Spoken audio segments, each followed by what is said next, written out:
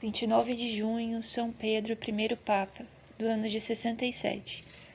Quem é que não conhece a vida de São Pedro, daquele pescador da Galileia, escolhido por Nosso Senhor para ser o primeiro apóstolo? São Pedro, forte na fé, dedicado ao Divino Mestre, a ponto de querer defendê-lo com a espada. São Pedro, que fraco na tentação negou o Mestre, mas pela contrição se levantou e por Jesus foi nomeado chefe da Igreja. Não é tanto a vida de São Pedro que hoje se nos apresenta, senão mais o seu pontificado. Na primeira vocação do apóstolo, Jesus o fitou e disse: Tu és Simão, filho de Jonas. Serás chamado Cepas, que quer dizer Pedro, isto é, pedra. João 1,42. Essa mudança de nome é significativa. Jesus mesmo deu a explicação desse nome quando em Cesareia de Filipe disse: Tu és Pedro, e sob esta pedra edificarei a minha igreja, e as portas do inferno não prevalecerão contra ela. Dar-te as chaves do reino dos céus. Tudo que ligares na terra será ligado nos céus, e tudo que desligares na terra será desligado nos céus. Mateus 16:18. Nessas palavras, Jesus anuncia, entre outras coisas, que Pedro é a rocha inabalável, que serve de fundamento à igreja. Na mesma, recebe o supremo poder, e a ela são entregues as chaves do céu. Depois da gloriosa ressurreição, da pesca milagrosa, do repasto misterioso na praia do lago de Genezaré, Jesus dirigiu-se a Pedro, perguntando-lhe: Simão, filho de Jonas, amas-me mais que estes? Ele respondeu: Sim, Senhor, sabeis que vos amo. Jesus disse-lhe: Apacenta os meus cordeiros. João 21, 16, 17. Com estas palavras, Pedro foi pelo Divino Mestre instituído pastor do seu rebanho. Assim, São Pedro compreendeu e pelos apóstolos foi reconhecido chefe da igreja. Logo depois da ascensão de Jesus Cristo, Pedro propôs a eleição de um substituto de Judas. Na festa de Pentecostes, Pedro tomou a palavra e falou com tanta convicção e tanto poder que no mesmo dia 3.000 judeus pediram batismo. Foi Pedro também o primeiro que, com grandes milagres, confirmou a verdade da fé que pregava. Ao pobre paralítico, que sentado na porta do templo lhe pediu esmola, disse o apóstolo: Prata e ouro não possuo, mas o que tenho te dou. Em nome de Jesus de Nazaré, levanta-te e anda. No mesmo momento, o paralítico se levantou e andou. Além destes, Pedro operou ainda muitos milagres. Doentes que lhe tocavam a orla do manto ou se lhe colocavam na sombra ficavam curados. As autoridades do templo quiseram proibir a Pedro a pregação da nova doutrina.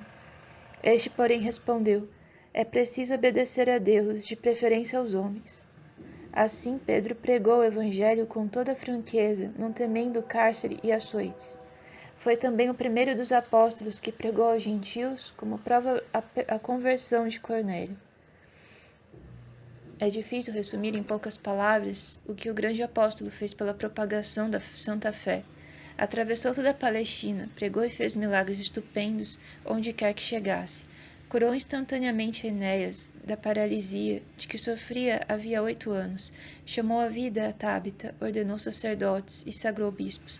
Fixou residência em Antioquia, onde permaneceu durante 7 anos. Preso por ordem de Herodes em Jerusalém, foi por um anjo libertado da prisão. Depois disso se dirigiu a Roma, a sede da idolatria.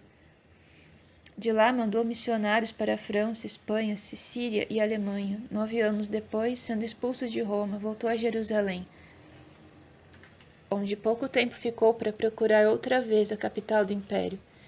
Em Roma vivia um grande feiticeiro chamado Simão, que fazia guerra à Igreja de Cristo. Tendo muito prestígio entre os romanos e sendo protegido de Nero, marcou um dia em que, para comprovar a verdade da sua doutrina, diante de todo o povo, ia elevar-se ao céu. Chegou o dia determinado e Simão de fato subiu aos ares. Pedro fez o exorcismo e ordenou aos maus espíritos que se afastassem, e Simão caiu de uma altura considerável, fraturando as pernas. Este fato abriu os olhos a muita gente, que em seguida muitos vieram pedir o sacramento do batismo. Mas serviu este fato também para que se desencadeasse uma furiosa tempestade contra a jovem igreja. O imperador Nero atiçava as paixões contra os cristãos. Pedro conservara-se algum tempo escondido da sanha do tirano e projetara a fuga de Roma. Saindo da cidade, assim conta a lenda, teve uma visão. Viu diante de si o divino mestre. Senhor, para onde ides? Perguntou-lhe o apóstolo. A Roma, para ser crucificado outra vez, respondeu Jesus, e a visão desapareceu. Pedro compreendeu o sentido das palavras e voltou para trás. Foi preso e levado ao cárcere mamertino, onde se achava também São Paulo. A prisão durou 8 meses. Nesse meio tempo, São Pedro converteu os carcereiros Martiniano e Processo, que com mais 48 neocristãos sofreram martírio. Escreveu 2 epístolas, que são as primeiras cartas pastorais dirigidas à cristandade. Condenado à morte, São Pedro foi, com o divino mestre, cruelmente açoitado e em seguida levado à colina vaticana para ser crucificado.